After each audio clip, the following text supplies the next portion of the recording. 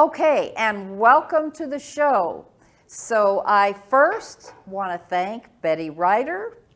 This is exactly what her front door looks like in Preston Center, Betty Ryder Boutique. And when you go in, if you see something, and you will, that you can't wait to buy, you get $100 off, because I said so. And don't forget to tell them. So go into Betty Ryder Boutique in Preston Center and peruse and get that $100 off. Okay, now we'll start the show. Welcome to our podcast, Doing It Right. This podcast reveals authentic stories from successful leaders doing it right. It's about their journey to become a leader, their choices, motivations, and lessons. In essence, how they built successful personal brands. Your host is Valerie Sokolosky, author of 8 leadership books and nationally known as an authority on executive presence and personal branding. Let's get started. Here's Valerie. All right, grab your coffee cup, whatever you've got in it. Cheers to my wonderful guest today, Kellie Fischer, and I will be telling you about her in just a minute. She is the Executive Vice President and CFO of the Texas Rangers Baseball Club. That's a really big deal. All right, to begin with, you know what? I've been a woman business owner, as you know, because I tell you every week, for over 25 years. And I've learned the importance of the skills it takes to be an entrepreneur, the leadership competencies it takes to run a business. I've certainly learned that I need encouragement a lot of the time. And we're going to be talking about all of those things. So let me get started. Lift as you climb is kind of the information we're going to be taking today from a speech that she gives regularly. If you haven't heard her, you need to hire her because it's fabulous and it's all about her story. Part of it you'll learn today. I love it. Lift as you climb. It could be a mantra, it could be a blog, it could be a song. But what it is Kellie Fischer's way of leading in her role, as I said, as the Executive Vice President and CFO of the Texas Rangers Baseball Club. Whew, that's a lot. And you're so tiny to have that big title, Kellie. So I have so many questions about the game a little bit, but mostly about you and what it takes to run this organization. You know, I got to thinking about it, Kellie. As fans, we all get involved and we see the game through the eyes of the players. You know, we put on our baseball cap and we put on the jersey of our favorite player, and then we get our lungs all lifted to yell them out right at the games. But I want to look today at the office, the behind the scenes, what it takes to run it, because that is what you do. It's a huge financial organization, Kellie. And I also want to talk about a woman that definitely has gone way through the glass ceiling and what it takes. And I want to touch on that because you're very big into wanting to lift other young women up. So let's get started. You ready? I'm ready. What'd you have for breakfast today? That's fun. I had Jurassic-sized grapes, the biggest grapes you could ever imagine. That is what I had. You could almost use a knife and fork with them.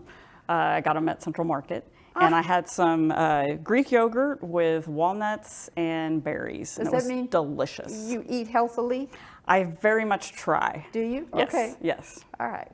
That's how you stay so svelte. Well, I try at that too. Healthy is good, absolutely, especially doing the things you do. I have been watching Madam Secretary, those episodes. We never saw them, and so every night my husband and I get in front of the TV and we've been watching that. And I just kept thinking as I've interviewed you before the show of all the things that are kind of related.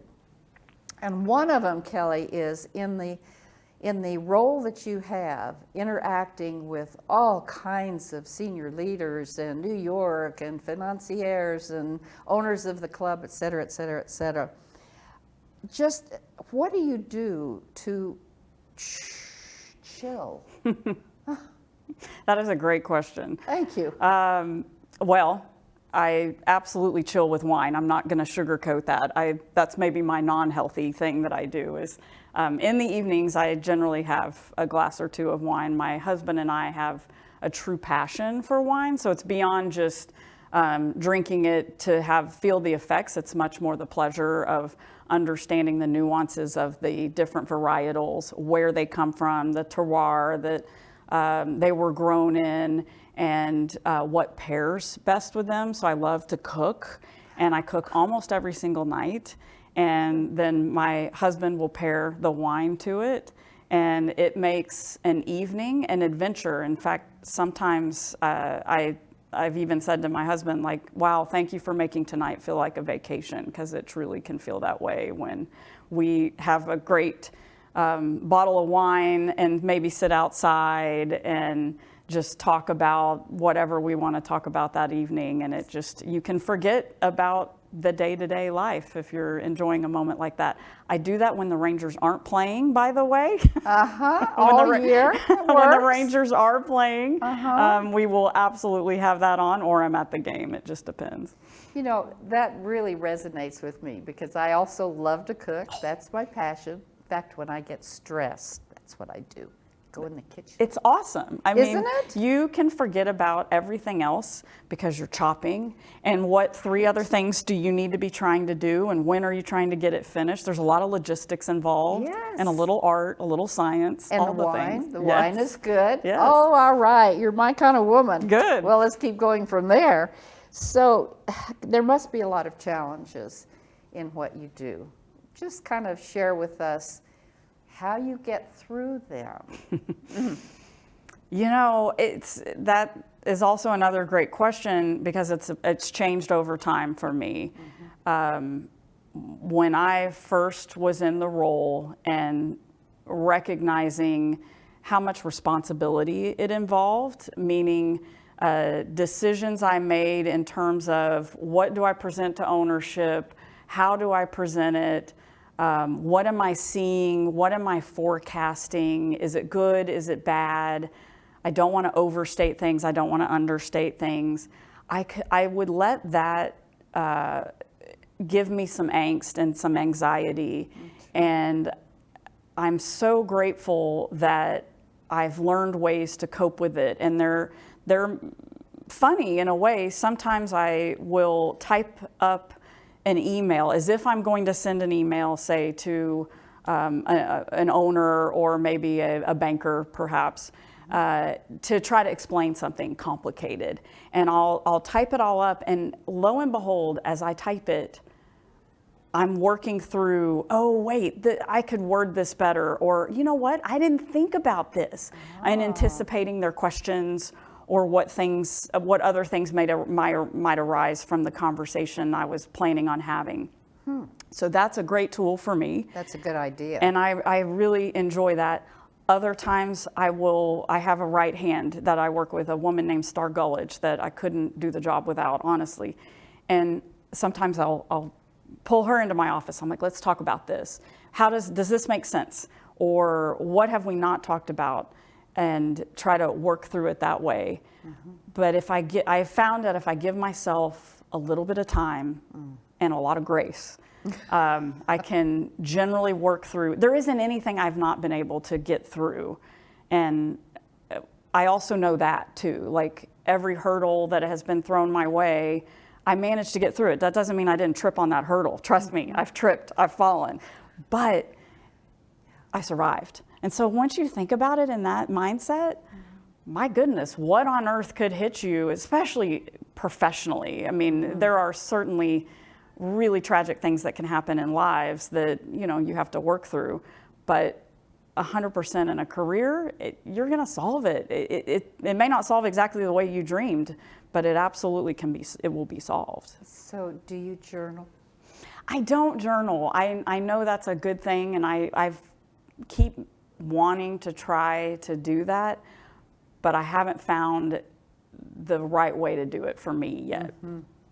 And the only reason I ask that is that sometimes I journal more personally than I do professionally, but I do at least a little bit make note of maybe something that happened in the day that didn't go well.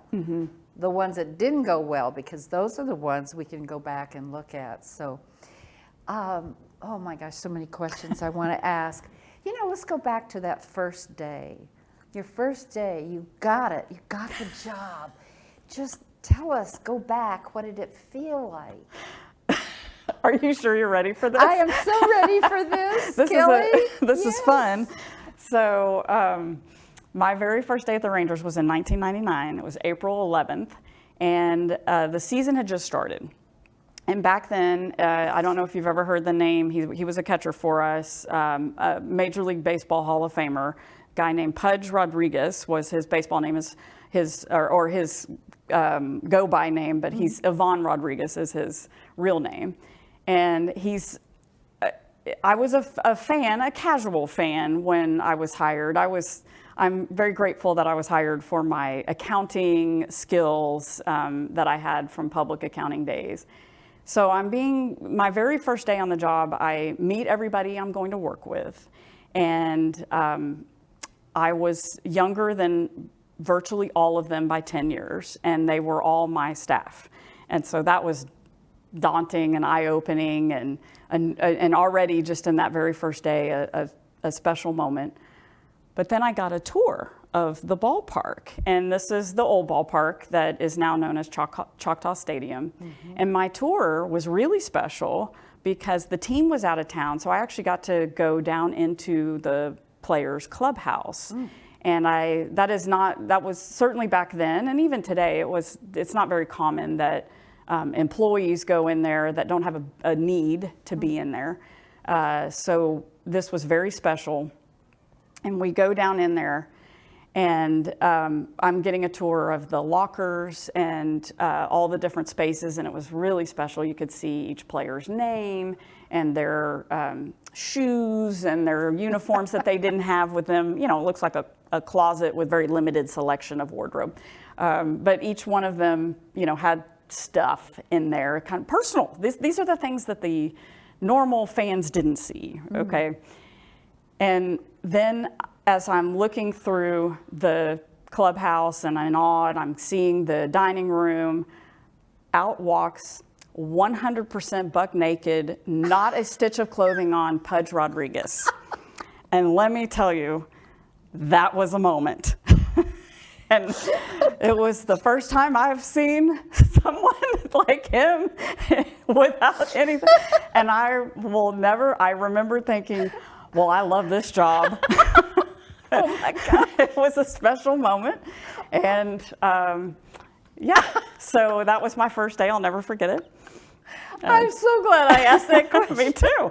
I wasn't expecting it. I have shared that story, but and I think even eventually Pudge himself figured it out, found out years later. I know he would have remembered in the moment because it was embarrassing and awkward for both of us, and he then went and did his thing, and I went on and never forgot it, and it's lasered into my memory. Don't tell my husband, but he probably knows. But many, many years later, he actually got much more involved with the business side. He retired from baseball, and so I've traveled with him for various reasons, and it's a hoot that I had that one oddly intimate moment. I can just imagine now when you see him, you both must burst out in laughter. Well, I don't think he's a professional athlete. I think he's used to people seeing him that way. I don't think he felt as awkward about it as I did. I bet. And I don't remind him of it. No. That just isn't really necessary. Oh, I love that. I'm so glad we got into that. Yes, yeah. All right, I was thinking about, great that you talked about you love to cook and the wine and all of that. We'll talk about that later. So if you had a wonderful dinner party, and you could invite anyone you wanted, from even if they're dead. Let's just say anybody. I'm curious if you could invite, let's just say 3 people, or 4, whatever you want to say. It's your dinner party. Who would they be, and what would you talk about? Ooh, wow, what a fun question. So Julia Child, I would absolutely invite her. really respect and admire her story. I've had just from movies and different things, truly understand what a special woman she was. Veuve Clicquot, and I won't say it properly, but the widow Clicquot, the champagne house. Oh, yes. She was in her 20s, and in the 1800s, I might get some of this detail wrong, but she was widowed and left with this unbelievably significant champagne house, and then forced to try to truly take it on 100% on her own. So to me, to be a woman in business in that era, in that particular industry, I think is truly unique. And let's see, I like a Jackie O, maybe. I don't know. And you notice I'm not saying anyone in sports, and that's not because I'm wanting to omit that by any stretch. I've had a wonderful career of getting to meet very special people in that industry, and so I think if I could have anybody over in my personal time, it would probably pertain to fashion, food, wine. Outside of that. Yeah. That's girly. Sure. Yeah. Absolutely. Invite me, would you? I would. Please. Valerie, I All goofed. right. I should have included I can talk you. wine too. I'm sure you can. Outside of your role, I'll just ask it this way. Where do you find your joy? Gosh, people. And that's inside my role, though, too. I love to learn. I love to learn to be a better human. So I like to read a lot of self-help books, things like that. Sounds so, Oh, no, me too. not special. Go but there, yeah. I'm currently reading a book called Younger Next Year, and this book's been out a while, but it was recommended to me by a friend, and I can already tell it's going to help me be much more healthy. So I love that. True crime, I'm addicted to true crime. The Murdoch murders, oh my, talk about a podcast. I have listened to that, a particular podcast on that subject. I've invested almost 2 years of my 30 minutes at a time listening to it, because it's so different than any day-to-day life I interact with. So, which is the point, isn't yes, it? Yes. I go home and watch sports again. Yeah. Yeah. Maybe in review. Right. I do that too. So. Do you like to take vacations with family, or would you go with some gal friends? Both. Right. Both. I am so blessed to have really strong girlfriends. Small groups, though. I'm an introvert. I know that through and through. So when I have personal time, I choose to spend it with a very select few individuals based on the comfort I feel around them and the value of the time together that we have with each other. Yeah. And those friends are generally a handful from my college days, and then a handful from we call it our board of directors, and they're all professional women that I have met over time, and just all different ages. I love being around younger and older women. It's so special. And of course, my husband, he's my favorite person to travel with. He's my favorite person on the planet to be with. So he would be at my dinner party, and I failed to mention that because it's a given. Well, it is. That's okay. He won't get offended. He won't. We'll cut this part out of it. He knows. Interesting that you mentioned going with a smaller group of women. I have a really good friend, one of several, but she set up us going to Italy in May for 6 days at a cooking school outside of Rome, a little tiny town. I will tell you, audience, about it when we get back, but it's going to be so awesome. All the things you're talking about. So, that sounds amazing. That's joy too. So I would right? like to be invited to your house for dinner when you get back. There you go. Might do that. We'll cook together. I love it. I love it. You have a heartstring for younger women, and they need it. I just had a show last time actually, about the Gen Z generation. Do you have any Gen Z people working for you? Oh, absolutely, yes, yeah. Well, what would you say is different about that generation or not? I see differences and similarities. There are, and I see it because I think there's different types of women. Levels of confidence is what I tend to notice most. There are some that their confidence level, in all sincerity, is disproportionate with the skill sets I think that they possess today. Doesn't mean they won't grow into that confidence justifiably. So, but today I feel like, okay, let's focus more on the tasks and a little less on the confidence. And then I see the exact opposite, which was much more akin to my younger days, a disproportionately lack of confidence versus the skill set that they already possess. And it's a fascinating dynamic and needs to be managed completely differently. And that's a challenge. And especially when they work side by side, which is exactly what I have in some instances. And I'm paying attention to it and learning a little bit on the fly myself with, okay, how do I manage this differently than, her versus her? And it's a fascinating situation.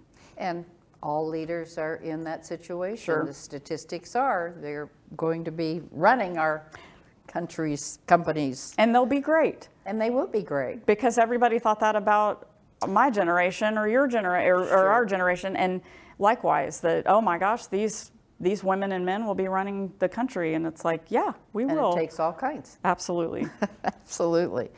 So I have a big question for you. Why are you still here after all these years?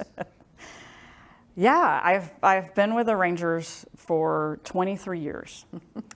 And there isn't anything the same today, certainly as it was 23 years ago, but really 5 years ago, 10 years ago, 15 years ago, our organization has evolved so much. I would be bored to tears if nothing changed.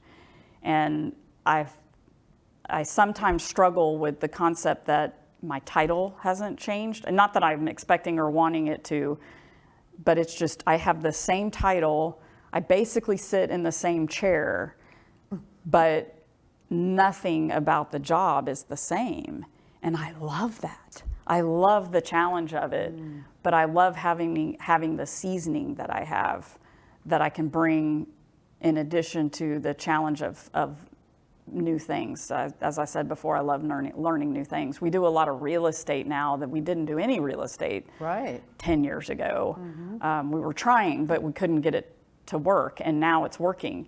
And I mean, we're always buying something, selling something. We're constantly adding this or divulging of that. It's just fascinating to me.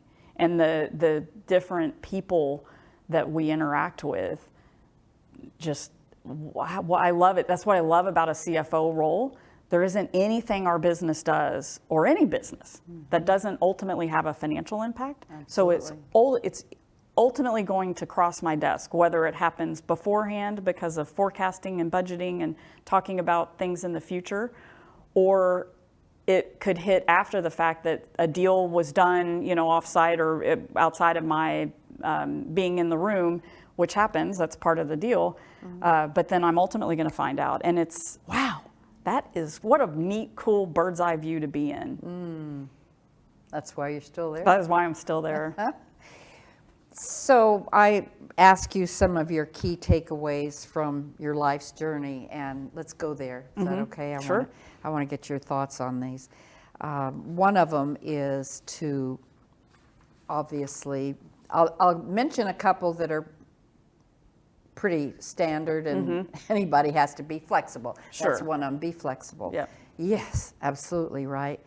Be a joy to be around. I love that, Kelly. Well, Okay. I'm going to say it in a fun, negative way, but I'm not always the smartest person in the room. You got to be the smartest person in the room and never slip up if you're going to be a grump.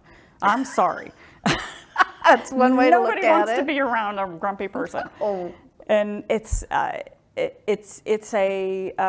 conscious effort. And there are times that it's really hard to do, and there are times I'm not always able to do it. But I'm conscious of it, and I try to turn it around. And the more I am conscious of it, the more others around me are. And I love to laugh. I have a sense of humor. Thank goodness I have a sense of humor. And I'm so grateful to get to laugh, even when things are really hard, because they get hard. Right. You know? So what a joy to recognize being a joy is helpful. Like I'm so grateful for that. That is so interesting. I'm going to take that to heart, because I would never think when I'm really frustrated to laugh. So thank you for that. Absolutely. I'm going to try that. The other one that is really important, this whole imposter syndrome for younger women, any woman, and men, I think. I did a research on this confidence thing when you get to the top. And every single person to the person, when I said, do you ever doubt yourself? Yeah, every single person. And then I said, do others know it? Some people said, I tried so that they don't.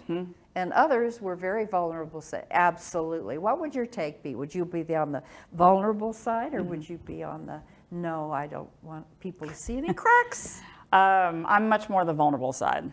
I find that being honest with yourself and others has served me well.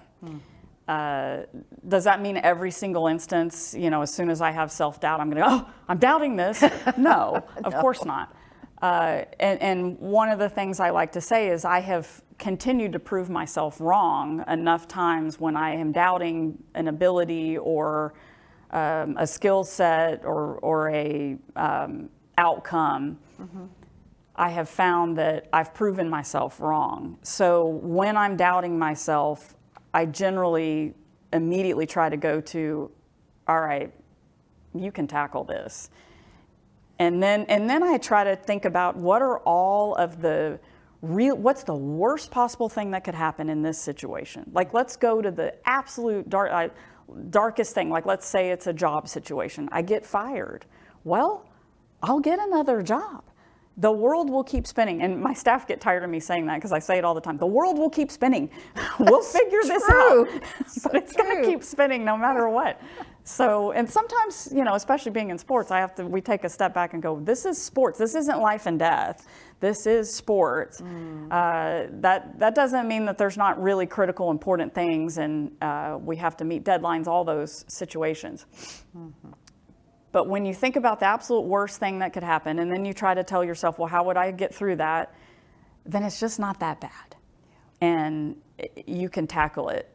And if need be, I do want to be honest, though, with others I'm working with, especially if it's something that I'm maybe being tasked with thinking I have experience in an area. And if I don't, I'm better served to share, I don't have experience in this area, but here's how I think we should tackle it, and let's talk about it. And, so it's a level of candor. It's bespoke. You have to think about it. Finesse, yes, perfectly said. Finesse. That's wonderful. I was fascinated by your story of your mom, Roxy, and her education and your education. Just quickly, can you give us that story in a nugget? Absolutely. It's beautiful. Thank you. My mom and dad got divorced when I was 5. And my mom actually remarried for a very short period of time. It was a mistake, and she knew that. So when they split up, my mom was faced with a situation where she could not take care of my brother and I without really, she didn't have an education, and she knew if only she had had an education, she would be better equipped to take care of the two of us. My brother was 14, I was 8 at the time. And you know, when she was growing up, you had two choices. You were a secretary or a housewife, and that was not what she wanted for me. And so at that moment, when she's in this really tough financial crisis of needing to face her, to take care of her two kids, she started sharing with me, I want you to get an education. You need to be self-reliant. And I'm doing this for you. And it became such a common conversation, one-way conversation between the two of us. I never questioned it. I never thought anything different. But what I think is so wonderful about my mom is she backed it up. So she and my dad reconciled. They've now been back together for well over 40 years and have an unbelievable marriage. I am so grateful. And I was 8, so all I've ever really seen is that successful marriage. And Mom didn't have to go back to school. She was in a good position, but she did. And she wanted that for herself, and I know she also wanted me to see that. So I was in high school. This is the 80s. She's in her mid to late 30s. She enrolls in the University of Houston. She graduates summa cum laude. Oh my goodness. Of the University of Houston. This is not a small school. And not only did she graduate summa cum laude, she went on to have a multi-decade, we're talking almost 30-year career in interior design at an architecture firm in Houston, and then ultimately ended up working for herself as an entrepreneur. And her talent is unbelievable. Her business savvy and really her just go get 'em is more than any daughter could possibly wish for.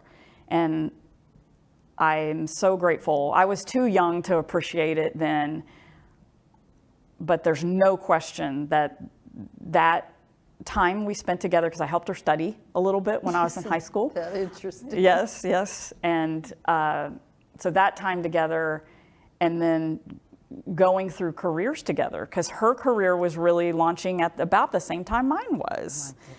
And a funny story, when I was at Baylor, I switched majors from pre-med of all things to accounting, because I just had found my joy in the business school and knew, oh, these are my people, this is my thing, and accounting was just easy, actually. So I went into that, and I told my parents what I was going to be, and my mom cried. She was like, no, not in a good way. It was sad. She's like, because she was a designer at this time, and she's like, no one ever designs good rooms for accountants. She was convinced, like all the banks and things like that, where their auditors would go. She was just devastated. And she's like, you have a personality. I just don't think you should be an accountant. And you can hardly have a conversation with her now where she doesn't share, like, my daughter's an accountant and she's a CFO for the Texas Rangers, So it ended up working out, of course. But it's kind of funny that she came from that really fun, artsy, very technical, but artsy, creative side. And I was not that, but we both ended up being very successful businesswomen. Well, I'm going to push back, because I think what you do is a lot of creativity, Kellie. Yes. Absolutely. Yes. This has just been fascinating. And I know that you were rushing to get here. You've got a busy day. It's a Friday, and you still have to go back to work. So just thank you from my heart to yours. Well, thank you for giving me this opportunity. What an honor to be invited to sit with you. So thank you, Valerie. You are so welcome. Audience, you just need to share this one all over the place. Will you do that? And stay tuned, because Kellie, I always leave with I call it a Valerieism. And it's just kind of a philosophical statement. But this one is all about yours. because I just want to say, always lift others up and you'll fall less. That's what I meant to say. Always lift others up and you'll fall less. And I found that to be true. And God knows, probably in your life too, there have been people that have pulled me down. But you know what? People can pull you down, step on you, push you around. But as you said earlier in our conversation before the show and in the pre-interview, it's how you recover. Mm-hmm. It's how you get up. So audience, don't you ever give up. Don't you ever, ever, ever give up. You got a dream, you got a competency, you got a skill, you've got something you're going for. No matter who says don't believe them. That actually happened to me. I had a businessman I was in partnership with, and he said, "Oh, Valerie, you don't want to focus on people skills. You need to stay in sales training." And I didn't listen. So there you go. So listen up. I want you to know something. I'm announcing it now. My book, Monday Morning Leadership for Women, which I knew has been, and is being used in companies in their mentoring programs, because it's about mentoring and coaching, and a story of two people that talk, two women.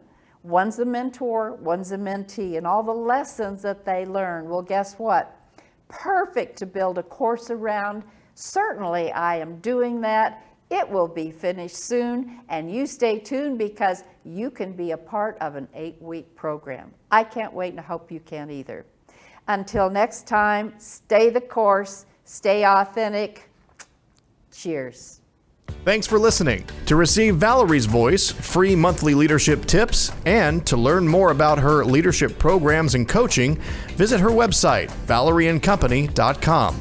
Next week, we'll be here again to inspire, engage, and equip you with teachable points of view from successful leaders who have been doing it right. Until then, lead authentically.